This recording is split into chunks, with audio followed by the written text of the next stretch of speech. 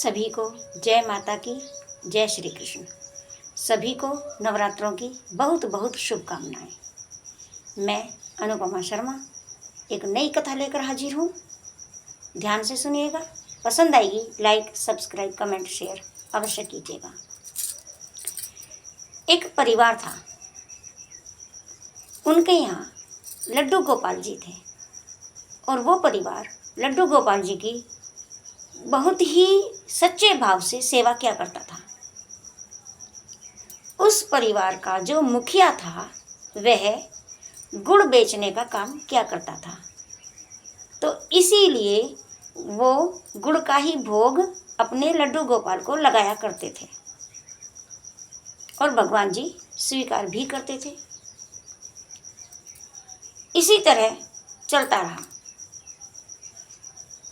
हमेशा गुड़ का ही भोग लगता रहा, लड्डू गोपाल जी की ही सेवा होती रही, सब कुछ अच्छे से चल रहा था। जब उस मुखिया की कन्या का विवाह होने वाला था तो उन्होंने घर में पुताई आदि का कार्य शुरू किया। सभी के घर में पुताई होती है जब घर में कोई शुभ काम होने वाला होता है। तो चूंकि अव्यवस्था फैल गई थी तो उन्होंने लड्डू गोपाल जी को अलमारी के अंदर बंद कर दिया, सेफ में थोड़े कुछ समय के लिए अंदर रख दिया। तो इस कारण घर में रंग रोगन पुताई पेंट आदि होने के कारण भगवान जी को गुड़ का भोग नहीं लग पाया। अब एक स्त्री अपने छोटे से बच्चे के साथ दरवाजे पर आई और बोली कि इस बच्चे को गुड़ खाना है और मैंने अनेक प्रकार की मिठाइयाँ इसके सामने रख दी पर ये मान ही नहीं रहा है, ये गुड़ खाने की ही जिद कर रहा है, तो प्लीज़ आप इसको थोड़ा सा गुड़ दे दीजिए।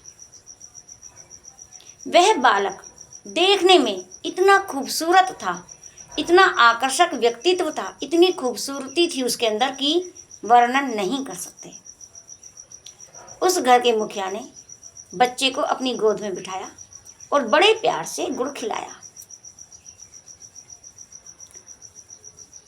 अब 3-4 दिन तक उनके घर में पेंट का काम चला, तो 3-4 दिन तक वह बच्चा गुड़ खाने आया।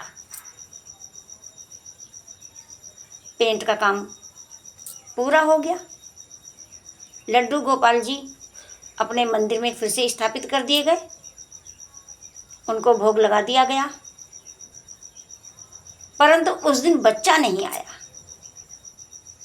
उस घर का मुखिया परेशान हो गया क्योंकि उसको भी 4-5 दिन में आदत हो गई थी उस बच्चे को गुड़ खिलाने की, और उसका तो रूप ही इतना सुंदर था कि वह मोहित हो चुका था। उसने इंतज़ार किया कि शायद आज बच्चा आएगा, परंतु नहीं आया। वह मन मारकर गुड़ बेचने चला गया। उसने जगह जगह आसपास के गांवों में, अपने गांव में सब जगह उस बच्चे को ढूंढा, परंतु वो बच्चा कहीं नहीं मिला। वह दुखी होकर घर आ गया और जब आकर के उसने कन्हैया को देखा तो कन्हैया जी की मूरत में उसी बच्चे की छवि मुस्कुराती हुई नजर आई और वह समझ गया कि 4-5 दिन घर आकर के गुड़ का भोग लगाने कौन आए थे, वह तो निहाल हो गया। तो मेरी ये थी आज की कथा। भगवान अपने भक्तों के लिए बहुत कुछ करते हैं, बस ज़रूरत है तो हमारे सच्चे भाव की। जुड़े रहिए ऐसी अन्य कथा सुनने के लिए अनुपमा शर्मा के साथ। जय माता की, जय श्री कृष्ण, राधे राधे।